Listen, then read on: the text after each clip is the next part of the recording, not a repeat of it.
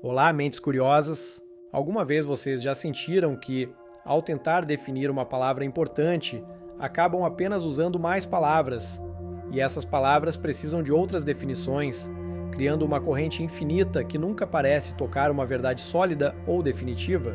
Essa sensação de vertigem, essa instabilidade fundamental na forma como nos comunicamos, é o território de um dos pensadores mais controversos e brilhantes do século XX. Hoje vamos falar de Jacques Derrida e o cismo que ele provocou na filosofia. Mas antes de começar, um breve comentário. Para dar vida a esta narração, usei ferramentas de inteligência artificial para gerar as imagens que vocês estão vendo. Pensem nelas como uma tela, uma forma de ilustrar as ideias e o ambiente do que estamos contando. Nem sempre serão uma representação literal, mas sim um acompanhamento visual para que vocês soltem a imaginação comigo enquanto navegamos por conceitos abstratos. Espero de coração que aproveitem e que isso ajude a visualizar o invisível. Vamos começar. Para entender Derrida, primeiro devemos nos situar em seu contexto. Nascido na Argélia, em 1930, Derrida sempre se sentiu um pouco como um estranho, um judeu sefardita em uma colônia francesa, alguém que vivia às margens da identidade. Essa posição de forasteiro é crucial. Ela permitiu que ele olhasse para a grande catedral da filosofia ocidental, não do altar central, mas das frestas, dos alicerces esquecidos. E o que ele encontrou ali foi uma rachadura estrutural que ninguém queria admitir. Antes de Derrida, a linguística era dominada pelo estruturalismo, liderado por Ferdinand de Saussure. Saussure nos ensinou que a linguagem é um sistema de signos, e um signo se compõe de duas partes inseparáveis como os dois lados de uma moeda. De um lado temos o significante, que é a imagem acústica, a palavra sonora que dizemos. Do outro lado está o significado, que é o conceito mental ao qual nos referimos. Cachorro, a palavra, e a ideia de um cachorro na sua cabeça. O estruturalismo acreditava que, embora a relação entre a palavra e a coisa seja arbitrária, o sistema em si é estável. Acreditavam que podíamos congelar a linguagem e analisar sua estrutura como se fosse um edifício sólido e geométrico. Mas Derrida olhou para isso e disse que não. Disse que essa estabilidade é uma ilusão. Argumentou que o significado nunca está presente de uma só vez, nunca está parado. O significado é como a água que escorre entre nossos dedos toda vez que tentamos segurá-la. Aqui é onde entra sua famosa crítica ao que ele chamou de logocentrismo. Esta é uma palavra elegante para descrever um preconceito muito antigo em nossa cultura ocidental. A obsessão com a voz, com a fala, como a forma mais pura da verdade. Desde Platão, os filósofos suspeitavam da escrita. Platão pensava que a escrita era uma cópia degradada da fala. Para eles, quando você fala, sua alma e sua intenção estão presentes. A escrita, em contrapartida, é um órfão sem pai. Imagine que você está conversando com um amigo. Se ele não entender algo, você pode se corrigir instantaneamente. Há uma presença imediata. Sua intenção parece estar ali viva. É isso que a filosofia clássica amava. A presença plena do significado. Mas se você escreve uma carta e a envia, essa carta viaja sozinha. Pode ser lida por qualquer um, mal interpretada, citada fora de contexto. O autor não está lá para defendê-la. Para a tradição, a escrita é perigosa porque é incontrolável. Derrida vira tudo isso de cabeça para baixo em sua obra monumental, Gramatologia, publicada no ano de 1967. Ele argumenta que essa hierarquia, onde a fala é superior à escrita, é totalmente falsa e se baseia em uma ilusão. Derrida diz que, na realidade, a fala tem os mesmos problemas que a escrita. Mesmo quando falo, uso signos que não inventei, palavras que já existiam antes de mim. Minha própria linguagem já é uma forma de escrita no ar. A isso ele chama de arquiescrita. É a ideia de que toda linguagem, seja falada ou escrita, funciona por meio de diferenças e ausências, não por presenças plenas. Não existe um significado puro que possamos tocar diretamente com a mente. Para entender isso, pensemos em como definimos algo. Definimos o frio não por si só, mas porque não é quente. Definimos a noite porque não é dia. O significado de uma palavra depende inteiramente da sua diferença em relação a outras palavras. Se tirássemos todas as outras palavras do idioma, uma única palavra não significaria nada. Seu valor vem de sua posição na rede. Portanto, o significado não reside dentro da palavra, mas no espaço entre as palavras. Isso nos leva ao conceito mais famoso e difícil de Derrida, a diferenciação, que diz diferença. Notem que eu pronuncio da mesma forma que diferença, mas ele a escreve com a letra A em vez da letra E. No francês, a diferença é inaudível, só se percebe ao escrever. Esse jogo de palavras é uma armadilha genial. Derrida nos obriga a olhar para a escrita para entender o conceito, quebrando a prioridade da fala. Mas o que significa realmente essa diferença com A? Ela combina duas ações, diferir e adiar. Primeiro, significa ser diferente, não ser idêntico. Como dissemos, gato é gato porque não é cachorro. Mas o segundo sentido é temporal. Diferir no sentido de adiar, de deixar para mais tarde, como quando adiamos um pagamento. Derrida nos diz que o significado final de uma frase sempre é adiado. Quando você lê a primeira palavra de uma oração, ainda não sabe seu sentido completo, até ler a última. E essa última palavra se conecta com outro contexto. Nunca chegamos a um ponto onde possamos dizer: aqui está o significado completo e puro, parado e presente. Sempre há um rastro, uma pegada do que veio antes e uma promessa do que virá depois. Estamos sempre em movimento. A esse rastro indelével, Derrida chama de traço. O traço é a presença de uma ausência. É como quando você vê fumaça. O fogo não está lá, mas a fumaça é o rastro desse fogo. Na linguagem, cada palavra carrega o traço daquelas que ela não é. Isso soa muito abstrato, mas tem consequências devastadoras para como entendemos a verdade e os textos. Se o significado nunca é fixo, então nenhum texto tem uma única interpretação correta e definitiva autorizada pelo autor. Aqui nasce a prática da desconstrução. Muita gente acredita que desconstruir significa destruir ou demolir. Nada mais longe da realidade. Derrida não quer quebrar os textos. Ele quer desmontar seus mecanismos para ver como funcionam. Desconstruir um texto significa lê-lo com uma atenção extrema, buscando as frestas, as contradições internas e, acima de tudo, as hierarquias ocultas que o texto tenta impor como naturais, mas que na verdade são construídas. A filosofia ocidental foi construída sobre oposições binárias: bom contra mal, homem contra mulher, razão contra loucura, fala contra escrita. Em cada par, um dos termos domina e o outro é visto como inferior ou negativo. A desconstrução busca identificar essas hierarquias e invertê-las. Não para criar uma nova hierarquia, onde o oprimido agora oprime, mas para mostrar que a própria oposição é instável, que os termos necessitam um do outro e se contaminam mutuamente. Por exemplo, pensemos na oposição entre natureza e cultura. Tradicionalmente, vemos a natureza como o puro e a cultura como o artificial que se acrescenta. Mas Derrida mostraria que nossa ideia de natureza já é um conceito cultural. Não podemos acessar a natureza pura sem usar a linguagem e a cultura para descrevê-la. Portanto, a pureza da natureza é um mito. Ela está sempre acompanhada pela cultura. O suplemento é essencial, não um extra. Este conceito do suplemento é vital. Um suplemento é algo que se acrescenta a algo que supostamente já estava completo. Mas se você precisa acrescentar algo, é porque o original não estava tão completo quanto você dizia. O suplemento revela uma falta. Derrida aplica isso à escrita. Se a escrita é apenas um suplemento da fala, uma ajuda para a memória, por que a fala precisa dessa ajuda? Porque a fala por si só é efêmera, desaparece. A escrita revela a carência da fala. Ao fazer isso, Derrida não está fazendo jogos de palavras por diversão. Ele está questionando as próprias bases da autoridade. Se o significado não é fixo, quem tem o direito de dizer "esta é a verdade absoluta e inquestionável"? Isso teve um impacto massivo não apenas na filosofia, mas na literatura, no direito, na arquitetura e nos estudos culturais. Deu-nos ferramentas para questionar os discursos de poder que se disfarçam de verdades naturais e evidentes. No entanto, Derrida foi imensamente criticado. Muitos filósofos analíticos o acusaram de ser um charlatão, de escrever de forma obscura intencionalmente para parecer profundo sem dizer nada claro.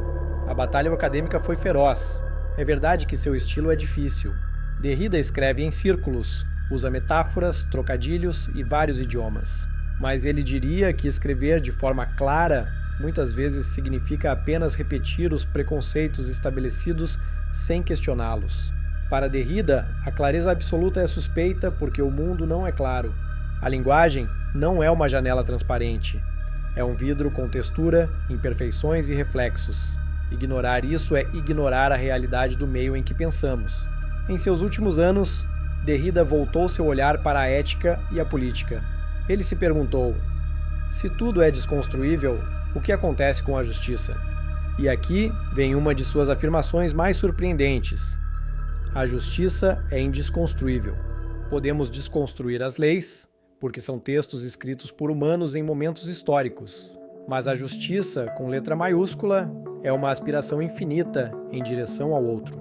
É uma promessa que nunca cumprimos totalmente e por isso não pode ser encerrada. Isso nos leva ao seu conceito de hospitalidade. Para Derrida, a verdadeira hospitalidade consiste em receber o outro, o estrangeiro, sem pedir que ele se traduza completamente para o nosso idioma ou para as nossas normas. É uma abertura radical ao desconhecido, mas ele admite que essa hospitalidade absoluta é impossível na prática. Sempre temos fronteiras, chaves e condições. Vivemos na tensão entre a lei da hospitalidade incondicional e as leis condicionais da política. Derrida também explorou o conceito do dom, do presente. Para que um presente seja puro, não deve esperar nada em troca, nem mesmo gratidão. Porque se espero gratidão, já não é um presente, é uma troca econômica. É uma dívida. Isso cria uma aporia, um paradoxo insolúvel. No momento em que reconheço algo como um presente, eu o destruo como tal, porque ele entra no ciclo da dívida. O verdadeiro presente é impossível, mas é essa impossibilidade que nos impulsiona a dar. Derrida nos ensinou a viver com essas aporias, a não buscar soluções rápidas que eliminem a contradição. Às vezes, a ética consiste em sustentar a atenção, em duvidar, em saber que nossas decisões nunca são puras nem perfeitas. Outro conceito fascinante é o dos espectros. Em seu livro Espectros de Marx, Derrida fala da hauntologia. O presente está sempre assombrado pelos fantasmas do passado e pelos fantasmas do futuro que ainda não chegou. A história não é uma linha reta que deixamos para trás. O passado persiste, nos espreita, exige justiça. E o futuro não é algo previsível, é um acontecimento que nos surpreende, como um fantasma que atravessa a parede. Essa ideia ressoa hoje mais do que nunca. Vivemos em um mundo digital onde nada se apaga realmente, onde textos antigos ressurgem, onde a autoria se dilui. A internet é, em muitos sentidos, a materialização da arquiescrita de Derrida. O hiperlink é a estrutura derridiana por excelência. Um texto que leva a outro, sem um centro, sem um fim. Navegamos em uma rede de referências infinitas, onde o contexto muda a cada clique. Derrida morreu no ano 2004, mas seu fantasma continua muito vivo. Seu pensamento nos vacina contra os dogmatismos. Ele nos alerta contra qualquer um que diga: tenho a solução final, tenho a verdade única, feche o livro. A desconstrução é, em última instância, uma afirmação da vida. Porque o que está completo, fechado e perfeitamente definido está morto.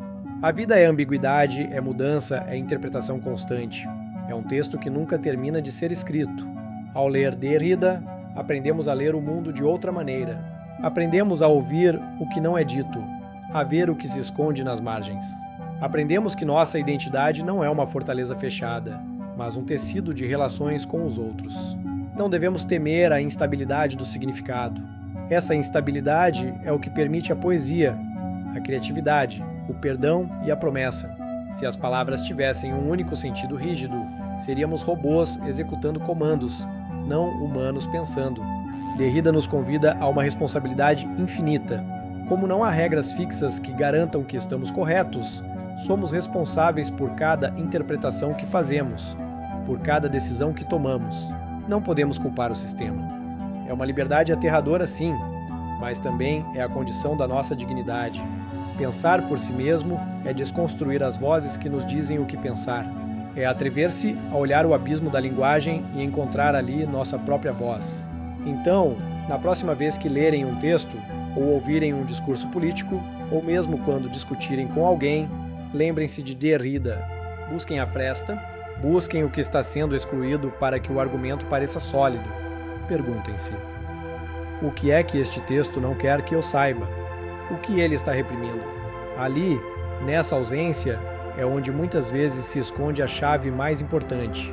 Ler é um ato de detetive, um ato de resistência. Jacques Derrida não nos deixou um sistema fechado. Ele nos deixou uma forma de perguntar. E em um mundo cheio de respostas fáceis e fundamentalismos, saber perguntar, saber duvidar, é talvez a habilidade mais valiosa que podemos cultivar. A desconstrução não é o fim da filosofia. É um convite para filosofar de novo, com humildade e com audácia. É aceitar que nunca teremos a última palavra e que está tudo bem. A conversa deve continuar. Quero aprofundar um momento na relação entre Derrida e a literatura. Ele amava a literatura porque, ao contrário da filosofia, a literatura sabe que é ficção. Não pretende dizer a verdade com letra maiúscula, e nisso ela é mais honesta. Autores como Joyce ou Kafka fascinavam Derrida porque seus textos são labirintos deliberados. Eles resistem a uma leitura única, obrigam-nos a nos perder na linguagem, a experimentar a materialidade das palavras, não apenas seu significado. Isso apaga a fronteira rígida entre filosofia e literatura. Para Derrida, a filosofia é também um gênero literário. Usa metáforas, retórica, estilo, não é ciência pura. Reconhecer isso não tira seu valor, dá a ela textura humana. Falemos também do pharmakon, outro termo grego que Derrida analisa em Platão. Pharmakon significa, ao mesmo tempo, remédio e veneno. A escrita é um pharmakon, cura o esquecimento, mas envenena a memória viva. É as duas coisas ao mesmo tempo. A lógica ocidental odeia essas ambiguidades. Quer que algo seja A ou B, mas o pharmakon é A e B. A desconstrução habita nesse E, nessa indecidibilidade que nossa lógica binária tenta expulsar desesperadamente. É fascinante ver como essas ideias, que parecem tão teóricas, tocam nossa vida emocional. Quantas vezes sentimos amor e ódio ao mesmo tempo? Desejo e medo? Nossa experiência interna é desconstrutiva, raramente é pura e simples. Derrida nos dá permissão para aceitar essa complexidade. Não temos que nos purificar para sermos válidos. Somos seres feitos de traços, de histórias contraditórias, de fragmentos de outros. E nessa mistura impura reside nossa riqueza. Até a ideia de eu é uma construção. Não há um homenzinho dentro da minha cabeça direcionando tudo. Meu eu é o resultado de um processo contínuo de diferenciação, de memória e de linguagem. Eu sou um texto que está sendo escrito. Isso pode dar vertigem. Se não há um chão firme, onde paramos? Derrida diria que aprendemos a nadar. Não precisamos de um chão de concreto para nos mover. A água, com suas correntes e profundidade, nos sustenta se soubermos fluir. A arquitetura também abraçou a desconstrução. Arquitetos como Peter Eisenman ou Zaha Hadid projetaram edifícios que desafiam a simetria e o centro, que parecem estar em processo de explosão ou colapso, mas que se mantêm de pé. Esses edifícios são monumentos visuais ao pensamento de Derrida. Eles nos mostram que o equilíbrio não precisa ser estático. Pode ser dinâmico, precário, emocionante. A forma segue a ficção, não apenas a função. Voltando à política, Derrida foi um defensor incansável dos direitos humanos, mas sempre sob uma perspectiva crítica. Lutou contra o apartheid, defendeu os imigrantes sem documentos. Sua filosofia tinha dentes e garras no mundo real. Ele via no Estado-nação outra estrutura que tenta impor uma identidade pura e excludente. A desconstrução da nacionalidade busca abrir as fronteiras, não para aboli-las imprudentemente, mas para torná-las mais porosas e humanas. No século XXI, onde os nacionalismos ressurgem com força, a voz de Derrida nos lembra do perigo da identidade fechada. A pureza sempre conduz à violência. A mistura, a contaminação, é a condição da vida. Criticar Derrida é fácil se você procura um manual de instruções, mas ele não oferece isso. Ele oferece uma lanterna para a escuridão e, em tempos sombrios, uma lanterna é mais útil que um mapa de um território que não existe mais. À medida que nos aproximamos do fim, quero que fiquem com isto. A desconstrução é um ato de amor. Sim, de amor, porque você presta tanta atenção ao texto, ao outro, que se importa com cada detalhe, cada contradição, cada suspiro. Você não desconstrói o que não lhe importa. Você só se dá ao trabalho de desmontar aquilo que quer entender profundamente, aquilo com o que quer entrar em uma relação íntima e verdadeira, além das aparências superficiais. Já que Derrida, o filósofo da dificuldade, é no fundo o filósofo da atenção radical. Ele nos pede que despertemos, que paremos de ler no piloto automático e comecemos a ler e a viver com os olhos bem abertos. A linguagem é nossa casa, mas é uma casa com passagens secretas, porões esquecidos e janelas que dão para paisagens estranhas. Não fiquem apenas no hall de entrada. Explorem a casa inteira. Percam-se nela. A diferença nos garante que sempre haverá algo novo para descobrir. O significado está sempre por vir, e isso significa que o futuro está aberto, não está escrito. Nós o estamos escrevendo agora mesmo, com cada palavra. Espero que esta jornada pelo pensamento de Derrida tenha movido algo em seus alicerces. Que as palavras agora pareçam um pouco mais misteriosas, um pouco mais vivas. Que desconfiem das verdades simples e abracem a complexidade. Se esta análise agregou valor para você, convido-o a se inscrever no canal. Aqui nos dedicamos a explorar as grandes ideias que moldaram nossa história, sem medo da profundidade. Seu apoio permite que este projeto continue crescendo. Deixe um comentário abaixo. Qual palavra ou conceito você acha que precisa ser desconstruído hoje em dia? A democracia? A liberdade? O amor? Vou adorar ler suas perspectivas e continuar a conversa por lá. Obrigado por dedicar seu tempo, seu recurso mais valioso, para pensar comigo. Em um mundo de ruído, o pensamento pausado é um ato revolucionário. Mantenham a curiosidade viva. Sou seu anfitrião nesta aventura do conhecimento. Até a próxima. Continuem lendo, continuem questionando e, acima de tudo, continuem diferindo.